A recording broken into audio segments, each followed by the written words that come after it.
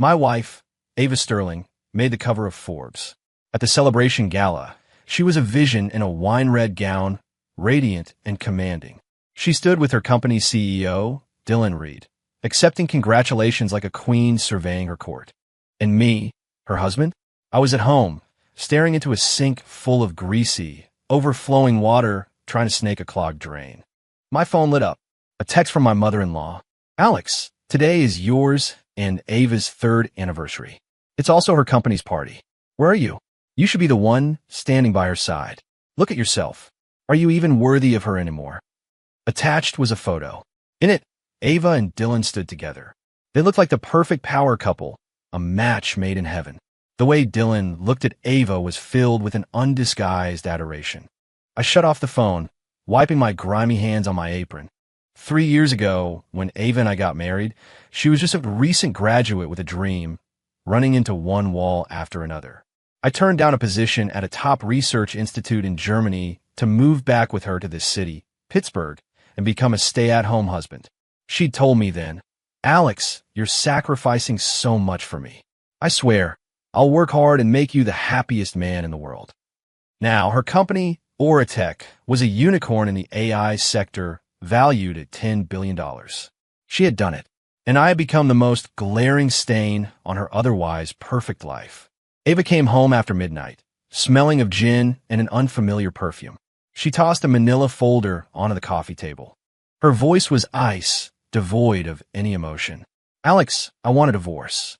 I stared at the neatly prepared divorce agreement. It felt like a frozen hand had clamped around my heart, squeezing until I couldn't breathe. Why? My voice was a raw whisper. Why? She let out a short, sharp laugh, as if I'd just told the world's stupidest joke. Her beautiful eyes were laced with contempt. Alex, take a good look at yourself in the mirror. Have you done a single meaningful thing in the last 3 years? Besides cooking, cleaning, and waiting for me to come home, what can you even do? I need a partner who can stand with me, a soldier to fight by my side, not a house husband I've kept, who I can't even have a real conversation with. She pointed at the TV, where a business news channel was replaying an interview. Dylan Reed was on screen, speaking eloquently about market trends. Look at Dylan. He's a Stanford grad, a Wall Street elite. He helps me analyze the market. He strategizes with me.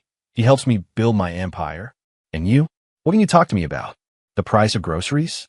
Which brand of toilet cleaner works best? Every word was a knife, expertly twisted into my heart. I watched her silently, this woman I had loved for 7 years, from college through our marriage. Her face was still so beautiful, but her eyes were those of a stranger.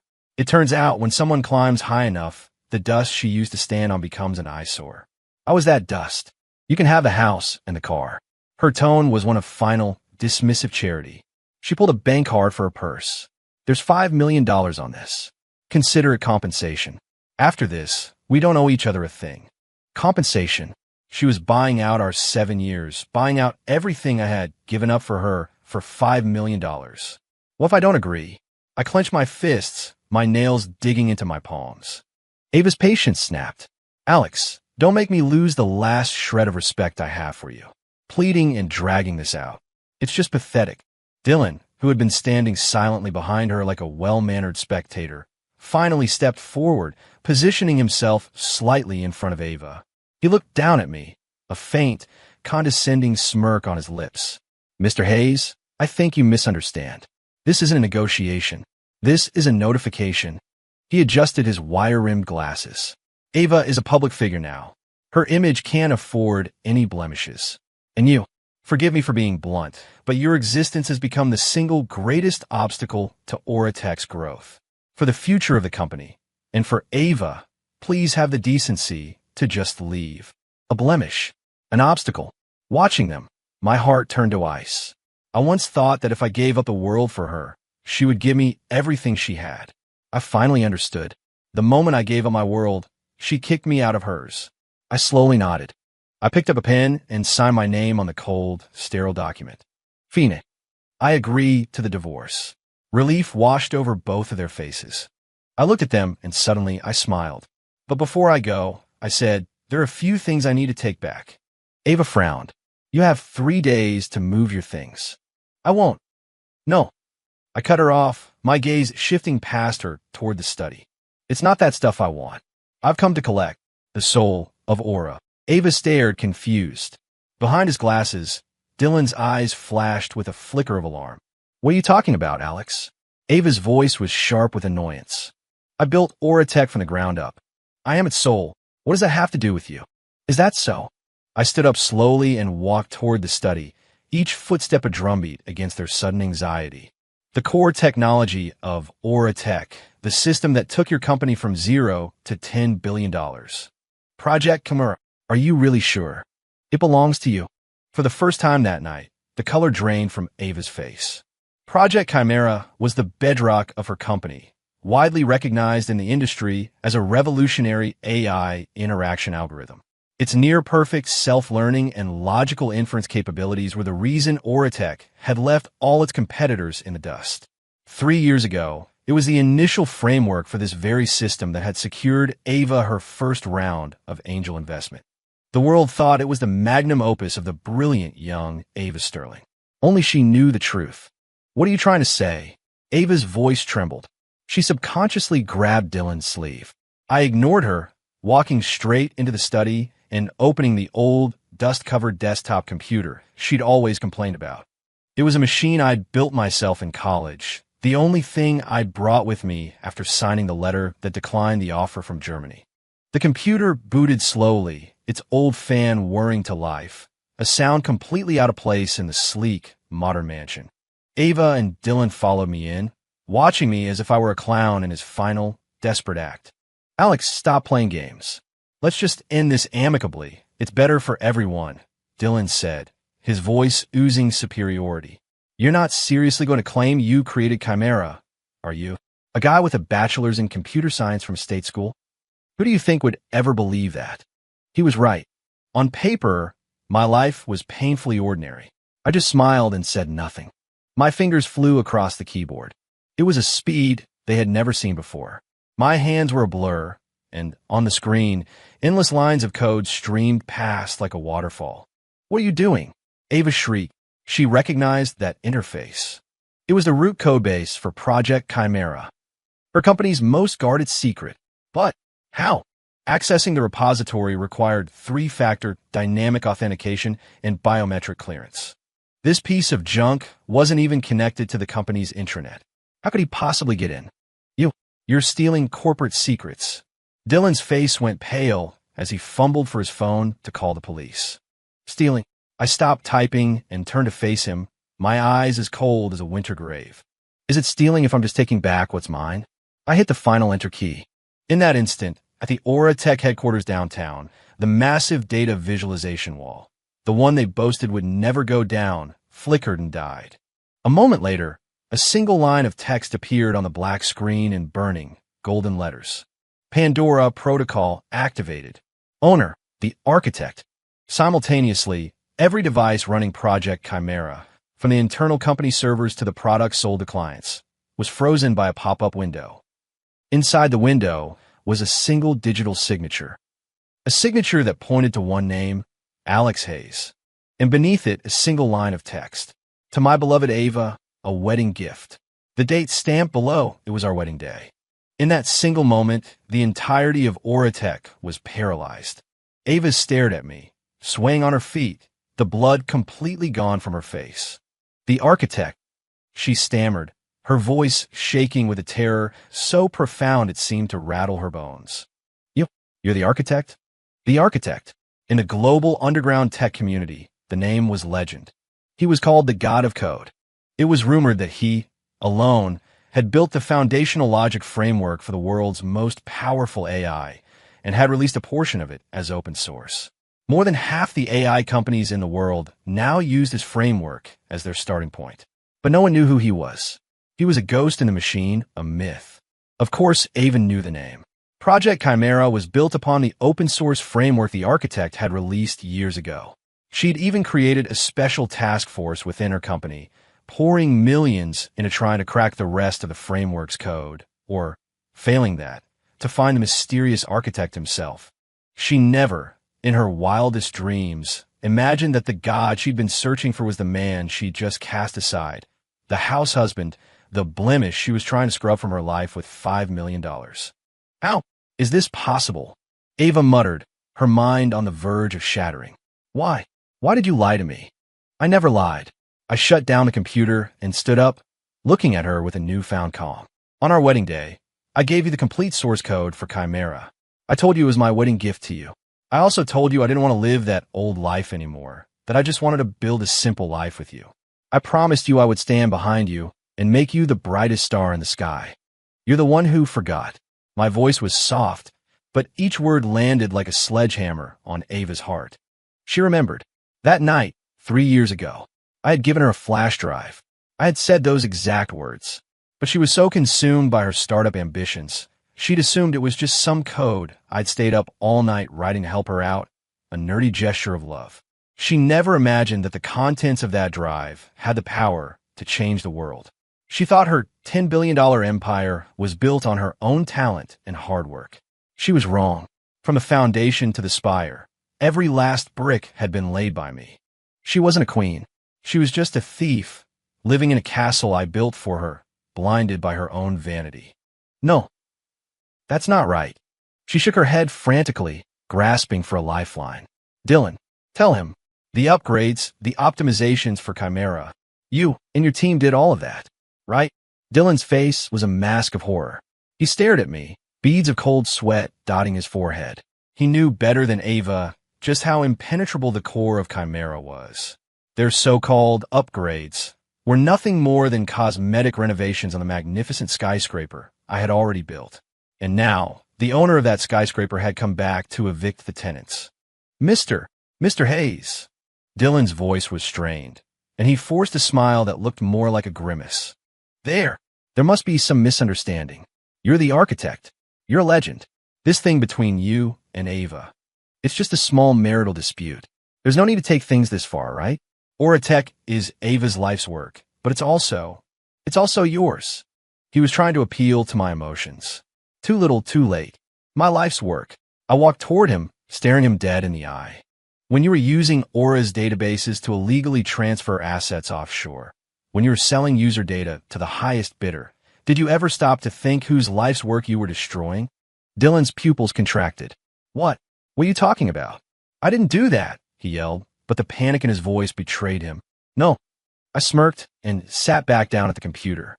My fingers danced across the keyboard again. This time, the projector on the study wall hummed to life. Projected onto the wall were damning images. Offshore bank transfer records, encrypted folders, and surveillance footage of Dylan making secret deals with foreign agents. He had used his authority as CEO, under the guise of system maintenance, to build a back door into Project Chimera. He was a rat, greedily emptying the grain from the silo day after day. He thought his tracks were covered. He never realized that the architect of the building sees everything. The Pandora Protocol wasn't just about ultimate control.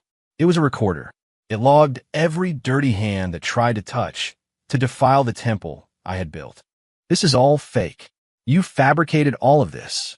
Dylan made one last desperate attempt. Fabricated? I scoffed. My private server has a complete millisecond by millisecond record of every single data fluctuation in Oratech's database for the past 3 years, including every IP address you used to log in and every command you ever executed. I've already sent a copy to my contacts at the FBI's cyber division. I imagine they'll want to have a chat with you very soon. As if on cue, the doorbell rang, sharp and insistent. Dylan collapsed to the floor, his face ashen. Ava watched it all unfold, staring at the screen full of evidence, at the partner she admired so much, who was, in reality, a wolf ready to devour her whole. Then she turned to look at me, the house husband she despised, the only person who could expose the truth and save her from ruin, even as her empire crumbled. The immense, crushing weight of irony and regret washed over her like a tidal wave. Alex, she reached a hand out to me, her voice breaking into a sob. I'm sorry. I was wrong. I was so wrong. Can we not get a divorce? Can we start over? I stepped back, avoiding her touch, my face in a motionless mask. Ava, the moment you said I wasn't worthy of you, The moment you put a $5 million price tag on our relationship, we were already over. I picked up the signed divorce agreement and the $5 million bank card. You were right about one thing. Your image can't have any blemishes.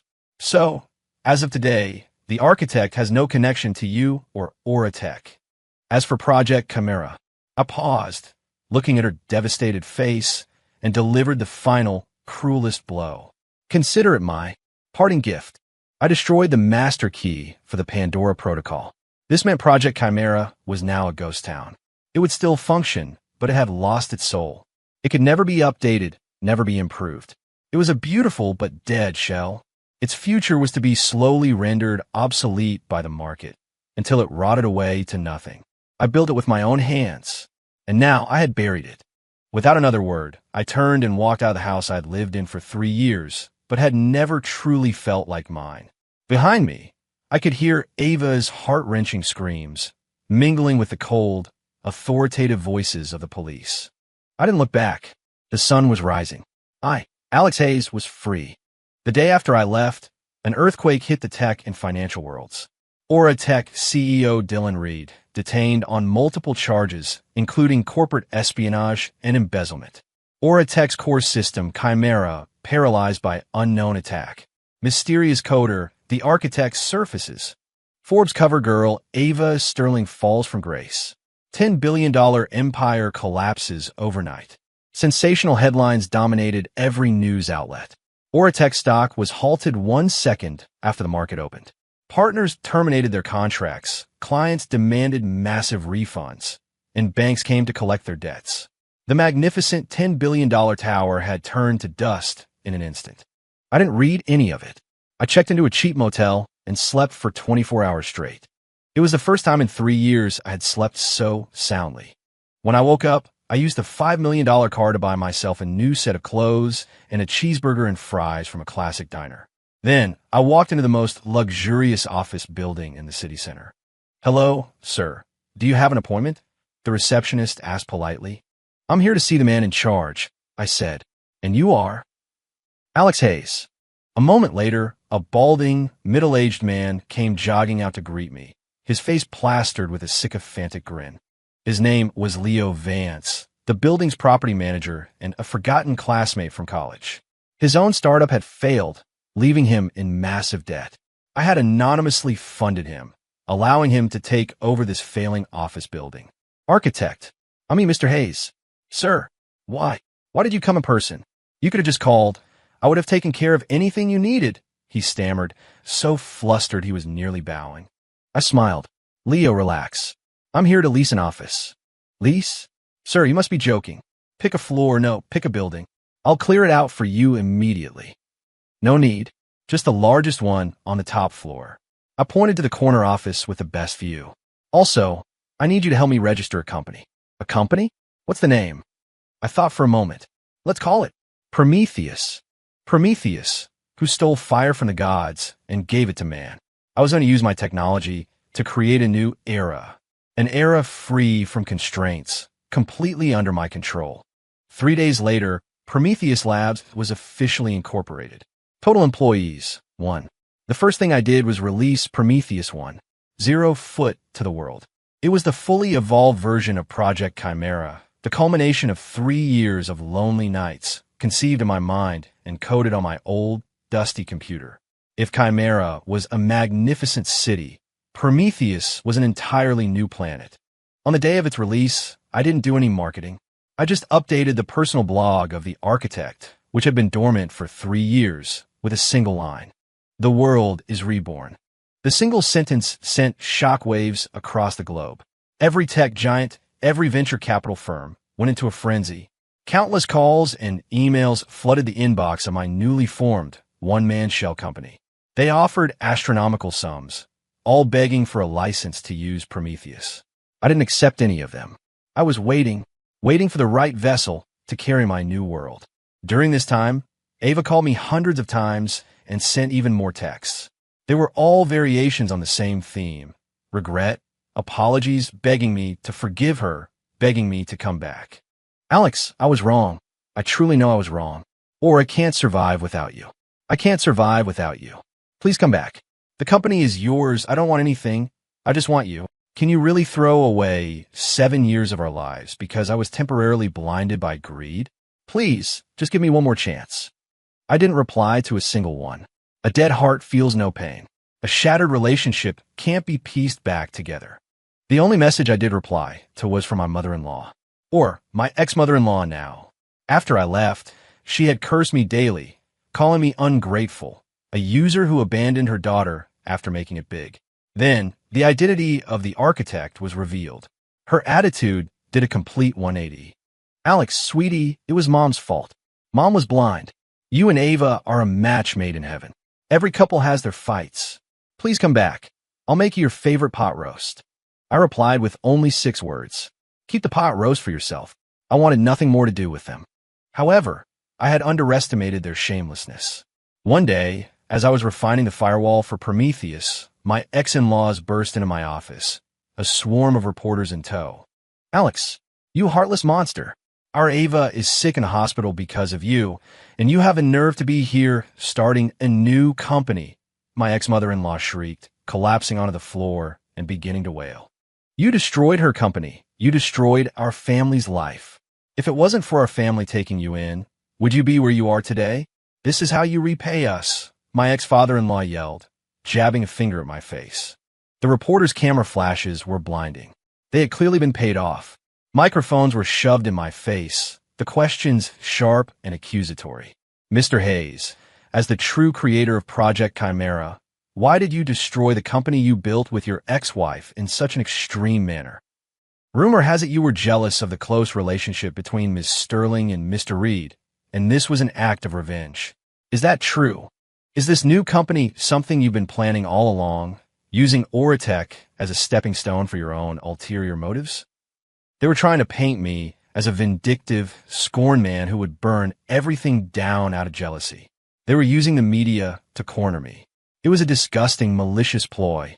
I watched the circus before me at the ugly, contorted faces of my former in-laws and felt no anger, only disgust. I ignored the reporters and walked over to my ex-mother-in-law.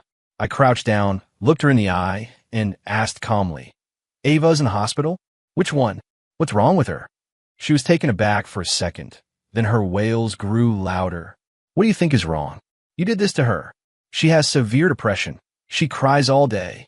The doctor said if this continues, she might not make it. Depression? I nodded. Okay, I understand. I stood up and faced the cameras. I spoke clearly, each word deliberate. First, I did not destroy Oratech. I simply reclaimed my property. The Pandora Protocol was a kill switch clause written into my initial contract, a clause Ms. Sterling chose to ignore.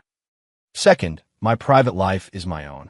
As for Dylan Reed, he has been arrested, and I trust the justice system to handle his case. Third, I paused, a cold smile touching my lips. Since Ms. Sterling is so gravely ill as her ex-husband, it is my duty to visit her. So, I invite all of you in the media to accompany me to the hospital right now. Let's all go and see just how severe Ms. Sterling's depression really is. My words stunned everyone into silence. A flicker of panic crossed the faces of my ex-in-laws. They never expected this. I wasn't defending myself. I was going on the offensive. This wasn't part of their script. Phoenix, you set yourself. My ex-mother-in-law scrambled to her feet, her voice dripping with venom. Let's go. Let everyone see what you've done to our poor daughter. She thought that once I saw Ava's frail condition at the hospital, the pressure of public opinion would make me soften, make me compromise. She had made a fatal miscalculation. I wasn't going to compromise. I was going to rip their final mask to shreds. At UPMC Presbyterian Hospital, in a top-floor VIP suite, we found Ava lying weakly in bed. She was hooked up to N4, her face as pale as a sheet of paper. A distinguished-looking doctor was at her bedside, checking her vitals. The moment we entered, Ava's eyes welled up, tears streaming down her cheeks. Alex, you finally came to see me. She struggled to sit up, only to fall back against the pillows, a perfect picture of fragile beauty. My ex-mother-in-law rushed to her side, hugging her and crying. My poor baby, look at you, you're wasting away. And this heartless man is only now showing his face. The reporter's cameras furiously captured the touching reunion. "Ms. Sterling, how are you feeling? What do you have to say to Mr. Hayes, now that he's here?" Ava didn't answer them. She just stared at me with her tear-filled eyes, her voice a faint whisper. "Alex, I know I was wrong. Please forgive me. Let's start over. Please." Her performance was, as always, flawless. The old me would have been overwhelmed with guilt and taken all the blame. But now I just found it pathetic. I ignored her emotional plea and walked directly to the doctor examining her. "Dr. Evans, thank you for your hard work," I said with a polite smile. The man's body visibly stiffened. He looked up, a flash of panic in his eyes, which he quickly masked. "I'm sorry." "Do I know you?" he asked, feigning confusion. "You don't remember me?" My smile widened. 6 months ago, you were about to have your medical license revoked for academic fraud. I was the one who intercepted the whistleblower email and anonymously sent the ethics committee proof that your mentor was embezzling research grants. Your career was saved, was it not? Dr. Evans' face went as white as Ava's. I don't know what you're talking about." He blustered. "You don't." I pulled a small flash drive from my pocket and held it up. "On this drive is proof of every kickback you've taken from pharmaceutical reps for the last 6 months. Every time you've prescribed expensive, useless drugs to patients, and even the falsified medical records you created to help your father-in-law's company commit insurance fraud. What do you think would happen if I gave this to the hospital's review board? Or perhaps directly to the press?" The doctor's legs gave out, and he nearly collapsed. He looked at me as if he were seeing a ghost. Who are you?" "Who I'm doesn't matter," I said, putting the drive away and patting his shoulder. "What matters is that right now, you're going to tell everyone here, with your professional and medical integrity, exactly what is wrong with Ms. Sterling. How severe is her depression?" I put heavy emphasis on the word depression. The room fell silent. Every eye was on Dr. Evans. The reporters weren't stupid. They could smell a massive scandal. My ex-in-laws panicked, rushing forward to pull me away. "What are you doing? Leave the doctor alone." I didn't move, my cold gaze fixed on Dr. Evans. Sweat was soaking through the back of his shirt. He weighed his options. On one hand, total ruin and prison time. On the other, simply angering the now bankrupt Sterling family. It wasn't a difficult choice. He took a deep breath, pushed Ava's parents aside, and spoke clearly into the sea of cameras. "Ms. Sterling, she does not have depression. Physically, she's healthy, just suffering from minor malnutrition and nervous exhaustion, likely due to poor diet and lack of sleep. With proper rest and nutrition, she'll make a full recovery." The room exploded. "No depression? Then what was all this?" She was faking it, playing the victim to gain sympathy. The reporters went into a feeding frenzy. The camera flashes a constant strobe. "Ms. Sterling, why did you fake an illness to deceive the public? Are you aware that your actions constitute creating fake news? Did your family orchestrate this entire charade to try and save your company?" Ava's parents' faces turned a deep, furious red. They pointed a shaking finger at the doctor, speechless. You traitor." Ava stared in disbelief. The doctor she had paid a fortune to act his part had just betrayed her on live television. Her last shred of dignity was being publicly torn to pieces. "No, that's not true," she shrieked, clutching the bed sheets. "I'm sick. My head hurts. My heart hurts. Alex, why are you doing this to me? Why did you have to destroy me? I hate you. I hate you." Her tearful accusations now sounded utterly ridiculous. I watched her meltdown without a flicker of emotion. When she had exhausted herself, I finally spoke. "I didn't destroy you, Ava. You destroyed yourself. You destroyed our trust. You destroyed your integrity as a business leader, and you destroyed your own moral compass. You hate me because I'm no longer the man you could control and discard at will. You can't accept that everything you were so proud of was built on a lie. You can't accept that the dust you looked down on was your own foundation." I leaned in close, my voice a whisper only she could hear. "I forgot to mention something. The reason Aura Tech grew so fast, the reason you got so much government support and so many bank loans, it wasn't because of your PR.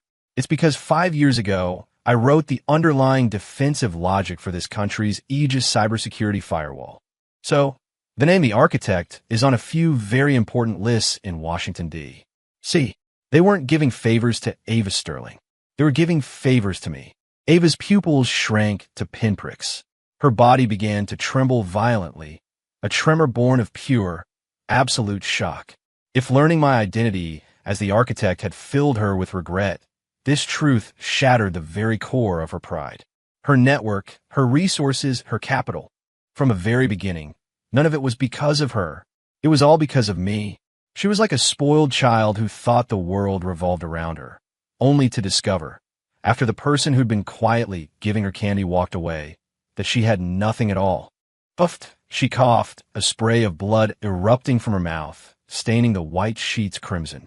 This time, the damage was real. I stood up straight, my face impassive, and plucked a tissue from the box to wipe a tiny speck of blood from my cheek. Then, in front of everyone, I took out the $5 million bank card. This card was Ms. Sterling's divorce settlement to me. I am donating the full amount to the city's children's hospital. I then held up the signed divorce agreement. I signed this document of my own free will. I walked away with nothing and waived any and all claims to the assets of the now bankrupt Aura Tech. As of today, Ms. Sterling and I are even.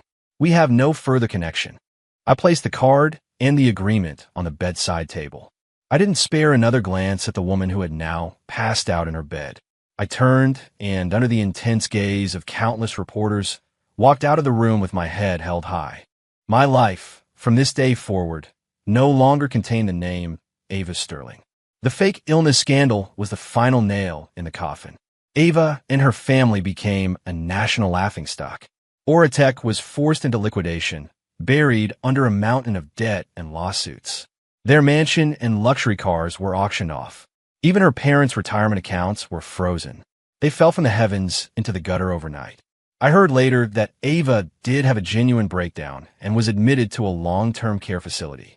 Her parents, fleeing their debts, disappeared in the middle of the night. And I, Alex Hayes, founder of Prometheus Labs, became the hottest commodity in the world of venture capital.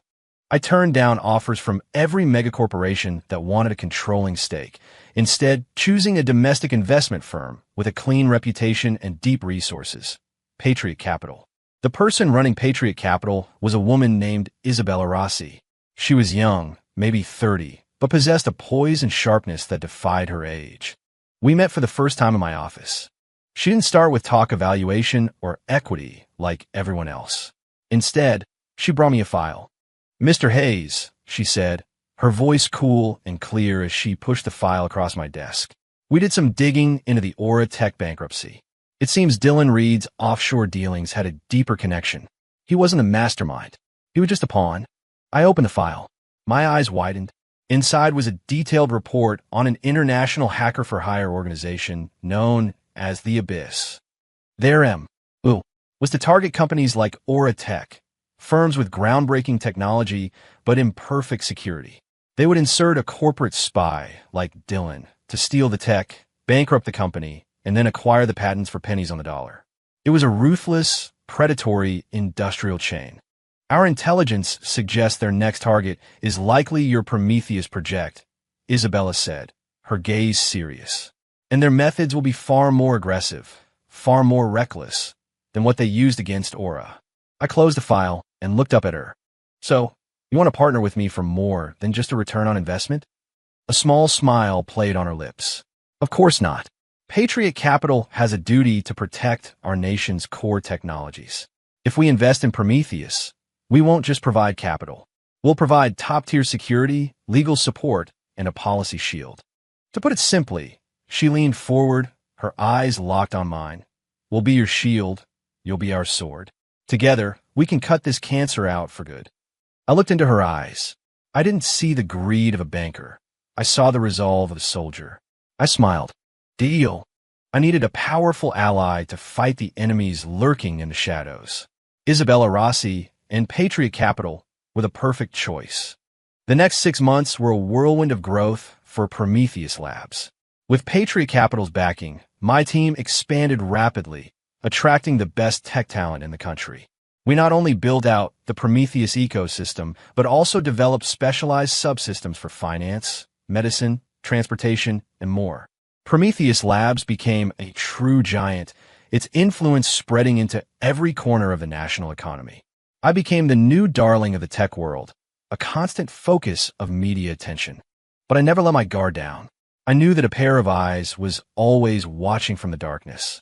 The attacks from the abyss came sooner and more strangely than I had anticipated. They didn't launch a direct assault on my servers. They knew that in cyberspace, the architect was invincible. They went after the people around me. My CTO was blackmailed with threats against his family, coerced into trying to steal our source code. My HR director was compromised with money and sex, tricked into hiring their spies. Even the kid who delivered my takeout was bought, paid to slip a psychoactive drug into my lunch. Their methods were relentless and depraved. But thanks to Isabella, we were prepared. The security net we had woven caught every one of their plots before they could hatch. The people who had been compromised faced the consequences. But we both knew this was just the beginning. The true leader of the Abyss, the hidden figure known as the Abyss Master, remained a ghost. He orchestrated everything, but left no trace. Until we found him, we would never be safe. Then, one day, Isabella burst into my office, clutching a DNA report. Her face was etched with a gravity and a sadness I had never seen before. "Alex, I think we've been wrong about this from the very beginning." She slapped the report down on my desk, her voice hoarse. "The Abyss might not be a criminal enterprise. It's a tool for revenge." I picked up the report. It was a comparison of two DNA samples. One belonged to Dylan Reed. The other belonged to a name I had almost forgotten. Ava Sterling. Their DNA was a 99.9% match. The conclusion, they were half-siblings. My mind went blank. Dylan and Ava were brother and sister? How? I had known them both, seen them interact. Ava had never once mentioned having any siblings. "Now look at this," Isabella said, handing me another, highly classified file. The title read, "Investigative Report on the Project Morningstar Research Institute Security Breach, 20 years prior." I flipped through the pages, my heart sinking lower with each one. 20 years ago, Project Morningstar was one of the nation's most important classified research initiatives, focused on cutting-edge information technology. My father, Dr. Robert Hayes, was its director and lead scientist, and the fathers of Ava and Dylan, Dr. Marcus Sterling, was the deputy director, my father's best friend and partner. At the most critical phase of the project, the lab's core data was leaked to a hostile foreign power. The loss was catastrophic. All the evidence pointed to the deputy director, Marcus Sterling. During the investigation, Dr. Sterling took his own life. His wife suffered a mental breakdown and passed away shortly after. They left behind 2 young children, who were sent into the foster system and disappeared. My own father, Dr. Robert Hayes, was removed from his position due to the catastrophic failure. He died a few years later, a broken man. The last thing he ever said to me was, "Alex, remember this. People are more complex than code. Don't ever trust anyone completely." After that, I closed myself off, immersing myself in the world of code. It was safer there. It was why I was content to be a stay-at-home husband for 3 years. It was the furthest I could get from the complexities of people. I always thought it was just a tragic accident. Today, I learned it was a conspiracy. And the victims were not just my family, but the Sterlings as well. Dylan, born Dylan Sterling, and Ava had no idea they were related. After their parents died, they were adopted by different families and lived completely different lives. It was the Abyss that found them. They told Dylan that the man who destroyed his family was my father, Dr. Robert Hayes, who had framed Marcus Sterling to take all the credit for their work. They filled him with the poison of revenge and trained him to be an elite corporate spy. Then, they orchestrated his meeting with Ava, a girl with a similar talent for computing, but a complete ignorance of her own past. Their plan was to use Dylan and Ava and her company Oratech to build a financial base. At the same time, the 2 siblings, unaware of their connection, would become pawns in a grander scheme of revenge. Step 1. Destroy Oratech, turning Ava and me against each other. Step 2. Have Dylan steal Project Chimera, forcing the architect out of hiding. Step 3. The final move. Use my lingering guilt and feelings for Ava to find a weakness and then destroy me and Prometheus Labs completely. It was a plan of breathtaking cruelty. They weren't just trying to destroy me. They were using 2 orphan children as their weapons, forcing them to torture and destroy each other. The Abyss Master. I looked up at Isabella, a fire raging in my eyes. Who is he? Why would he do this?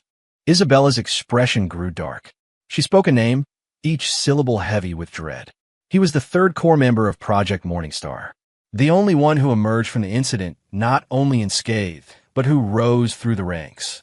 The current director of CIS, Julian Thorne. Julian Thorne. The name was like a lightning strike to my brain. Of course I remembered him. He was my father's most brilliant student. When I was a kid, I called him Uncle Julian. My father treated him like a son. Dr. Sterling treated him like a nephew. In my memory, he was a kind, gentle, brilliant man who doted on me. After the incident, it was he who comforted both our families, promising he would find the truth and clear their names. I couldn't believe it. The architect of that tragedy, the devil hiding in plain sight, was him. Why? I clenched my fists, my knuckles turning white. Why would he betray them? Jealousy. Isabella's voice was cold steel. Thorne was brilliant, but he was never on the same level as your father or Marcus Sterling. He was Salieri to their Mozart, forever living in their shadow. He couldn't stand it. He had to prove he was the best. So he conspired with foreign agents, stole the data, and perfectly framed Dr. Sterling, who trusted him completely. Then he preyed on your father's grief and sense of responsibility, letting him die with the weight of that failure on his shoulders. He built his entire career on the graves of 2 geniuses, using their stolen research to become a national hero and climb to the highest position of power. And the Abyss is his private army, used to eliminate anyone who knows the truth and crush any rising talent that could threaten his legacy. My heart felt like it had been plunged into a vat of liquid nitrogen. I finally understood my father's last words. The people you trust the most are the ones who can hurt you the deepest. So his real target was always me, I whispered. The moment I emerged as the architect, a legend in the digital world, Thorne's timer started ticking. My very existence was a threat to him. He was afraid I would become like my father, or even surpass him. He was afraid that one day I would uncover the truth of what happened 20 years ago. So he set this elaborate, cruel game in motion to destroy me. And Ava and Dylan, poor, tragic Ava and Dylan, were just puppets in his twisted play. Where is Thorne now? I stood up, all hesitation gone, replaced by a cold, sharp resolve. He's coming here tomorrow to inspect Prometheus Labs, Isabella said. An official security audit from CISA. I let out a bitter laugh. An audit, a pretense to plant a virus and seize control of my system. He was finally making his move. He's not coming alone, Isabella added, her expression grim. He's bringing a third-party security firm, the Ark. They have a reputation for being neutral, but they're an asset of the Abyss. They'll work with Thorne to produce a damning report, destroying our reputation and finishing us for good. A pincer movement, I said, the cold smile returning to my lips. He really thinks he has me cornered. He's underestimating me, and he's underestimating what my father and Dr. Sterling left behind. I walked to the safe in my office, entered a long, complex password, and opened the heavy door. Inside was a single, unmarked black hard drive. It was the last thing my father gave me. He told me to never open it unless it was a matter of life and death. It was time. I connected the drive to my server. A file appeared on the screen. It was named Project Nuwa. In Chinese mythology, Nuwa was the goddess who mended the broken sky. Inside was everything. The original data from Project Morningstar, and a complete record of how Julian Thorne had stolen it and framed Marcus Sterling. Encrypted emails, audio recordings of his secret meetings. Everything. My father knew. He had suspected Thorne all along, but he didn't act. He knew Thorne was already too powerful, a national hero. A direct accusation would have been dismissed, and it would have tipped Thorne off. So he chose sacrifice. He used his own disgrace and Dr. Sterling's suicide to make Thorne drop his guard completely. And he hid all the evidence on this drive, leaving it for me. He was waiting for me to grow up, for me to become powerful enough to face his true enemy. The truth, 20 years late, brought tears to my eyes. My father was never a failure. He was a warrior, a strategist who played the long game. With his own life, he paved my path to victory. Isabella, I said, wiping the tears from my face. I'm here. Tomorrow, invite every major news outlet you can find. I'm going to prepare a gift for Director Thorne that he will never forget. And one more thing. I need you to arrange a meeting for me. With who? Ava Sterling. At the wellness center, I found Ava sitting by a window, staring blankly at the dead leaves outside. She was skeletally thin, her eyes vacant, a hollow shell of the vibrant woman she once was. My presence didn't even register. What do you want? She asked, her voice raspy. Come to laugh at me? Or to tell me how many billions Prometheus is worth now? Her tone was laced with bitter self-loathing. I ignored her sarcasm and placed the DNA report and the Project Morningstar file in front of her. I came to tell you who you really are, and to show you that you've been hating and loving all the wrong people. At first, she was dismissive, but when her eyes fell on the DNA report, her entire body jolted. She saw her name, Dylan's name, and the cold, clinical conclusion. No. Impossible. She snatched the report, her hands shaking, reading it over and over again. I pushed the Morningstar file toward her. She saw the name of her father, Marcus Sterling. She saw her mother's name, and she saw the story of the terrible injustice that had destroyed their lives. My father, he wasn't a traitor. Her tears finally broke, and she clutched the files, sobbing. He was a hero. He was framed. All the pain, confusion, and grief she had suppressed for 20 years erupted in that moment. I waited until her sobs subsided. Then, I told her everything. About Julian Thorne, about the abyss, about how she and Dylan were used as tools of revenge. Her crying softened into a low, agonized moan. So, I was working for the man who destroyed my family. She began to laugh, a sound more painful than any scream. And for him, I hurt my own brother. And I hurt. The only person who ever truly protected me. You. I'm the biggest fool in the world. She slapped herself hard across the face. I can't face my parents. I can't face Dylan.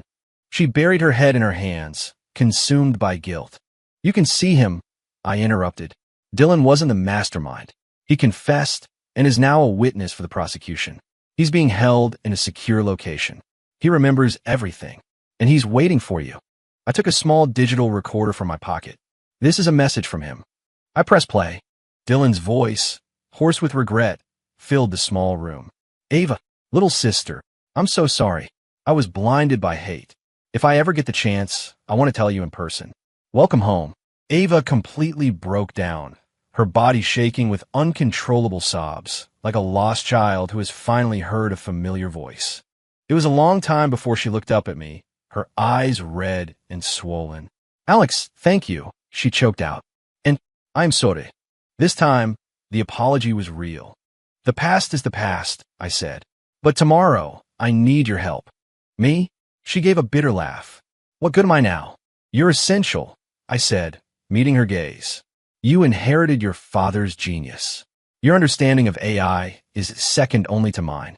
And the research Thorne stole was based on the theories of our fathers.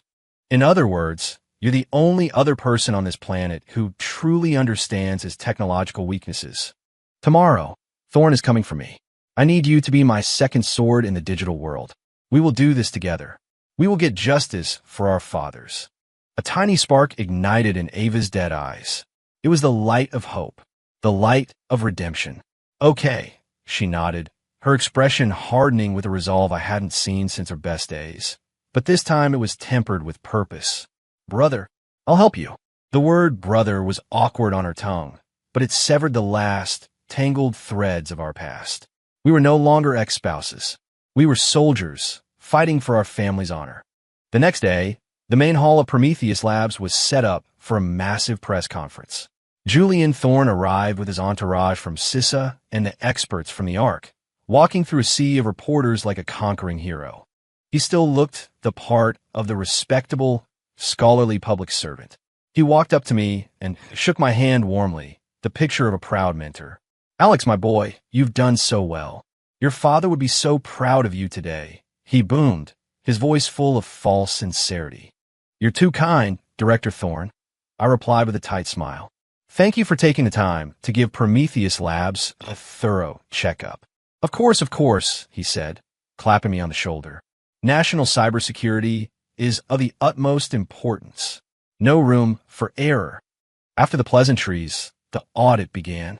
The ARC's CTO, a smug man named Jack, inserted a special flash drive into our main server port.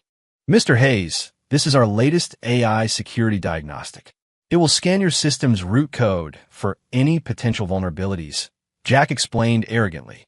Rest assured, the process is completely transparent and safe.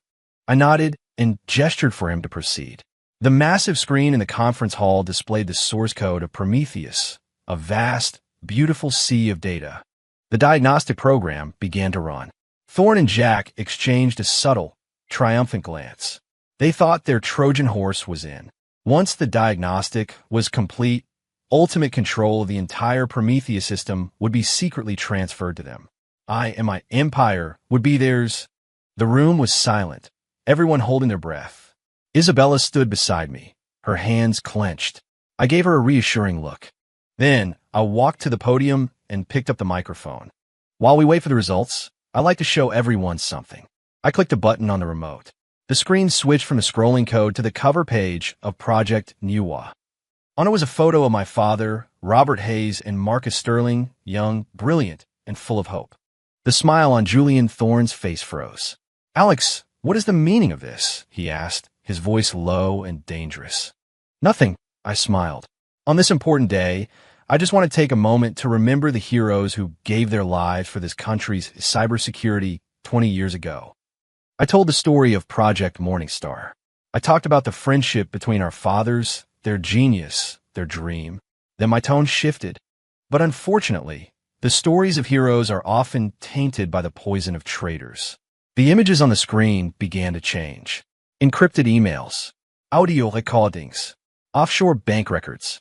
The evidence appeared piece by damning piece, each one a dagger aimed straight at Julian Thorne. The room erupted. Director Thorne, is this evidence authentic? Were you the real traitor in the Morningstar incident? Thorne's face was a thundercloud. Absurd. This is all fabricated. Slander, he roared. Alex, you are attacking a public official with baseless accusations. This is a criminal act. His security detail started moving toward me. A criminal act. I laughed. Don't be so hasty, Uncle Julian. The show is just getting started. I snapped my fingers. Ava now. In the next second, a piercing alarm blared from the server. On the big screen, a giant crimson virus icon appeared. Below it, a line of text. Abyss Trojan Horse activated. Data transfer in progress. Target. Offshore IP XXXXX. Jack's face went white. That's impossible. Our program wouldn't. Your program was quarantined and replaced the second you plugged it in. A cool female voice announced over the hall's speaker system. It was Ava. From her room at the wellness center, she was fighting alongside me.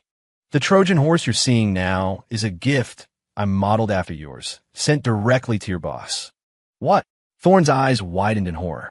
This gift contains a complete record of every dirty deal, every traitorous act you've committed as the Abyss Master. My voice rang out, cold as a judge's sentence. Oh, and the transfer target isn't an offshore IP. It's the encrypted servers of the Department of Justice and the NSA. Thorne screamed, lunging for the server to pull the plug. But it was too late. Data transfer, 100%. No. A desperate, inhuman howl escaped Julian Thorne's lips. The empire of lies he had spent 20 years building had crumbled to dust. But I wasn't finished. Julian Thorne, 20 years ago, you stole the work of our fathers. Today, their children will show you just how insignificant your achievements truly are. I turned back to the audience, to the cameras, to the world, and made my final move. I, Alex Hayes, founder of Prometheus Labs, and the architect, hereby announce that effective immediately, the Prometheus system will be permanently free for all American businesses and individuals. Furthermore, we are making the entire underlying source code open to the public. The hall exploded into chaos. Permanently free. Fully open source. It was an unprecedented move. It meant that the nation's AI technology would take a quantum leap forward overnight. We would be free from the shackles of foreign tech monopolies. And the technology that Thorn and the Abyss had schemed, murdered, and betrayed to acquire was now, in an instant, utterly worthless. I had checkmated the thief in the most absolute way possible. Thorn collapsed, muttering, "You're insane. You're a madman." Maybe. To a selfish monster like him, perhaps I was. But my father and Dr. Sterling were not. Their dream was to build a free, open, and secure digital world for their country. Today, I had simply fulfilled their last wish. Federal agents swarmed the hall. Thorn, Jack, and every Abyss operative in the room were taken into custody. A storm was about to break over Washington, D.C. I stood in the blinding flash of the cameras, feeling a sense of peace I had never known. I saw Isabella in the crowd, giving me a smile of profound respect and relief. And for a moment, I could almost imagine my father and Dr. Sterling, somewhere far away, smiling down with pride. After the storm, life found a new normal. I transitioned Prometheus Labs into a nonprofit foundation dedicated to advancing information technology for the public good. I was no longer a CEO chasing billions, but a simple evangelist for technology back to my roots. Ava, for her role in taking down the Abyss, was granted immunity. She and her brother Dylan, with what little was left of their family's assets and some help from me, started a small cybersecurity firm. They dedicated themselves to helping small businesses defend against predators like the Abyss. It was their own path to redemption. We never saw each other again. Some stories are best left with their endings. 6 months later, I was visiting my father's grave when I saw an unexpected person. My ex-mother-in-law. She had aged decades, her hair now completely white. The arrogance was gone, replaced by a deep-set weariness. She placed a bouquet of daisies on the grave next to my father's, Dr. Sterling's, and bowed deeply. "Robert," she whispered, her voice choked with tears. "I am so sorry. I was blind. I wronged you, and I wronged my own children." She turned to me, her eyes filled with a bottomless regret. "Alex, I know it's too late for apologies. I don't expect you to forgive me. If you ever have time, maybe you could check in on Ava. She just sits all day, staring at that old computer you used to have." I stood in silence for a long time. Finally, I shook my head. "It's over. I'm not a saint. The damage was done. Some scars never fade. Not forgiving her was the last kindness I could offer." I turned and walked away, the afternoon sun casting a long shadow behind me. A new chapter of my life had begun. I had a new purpose, new friends, a new journey ahead. But sometimes I still think about those 3 years.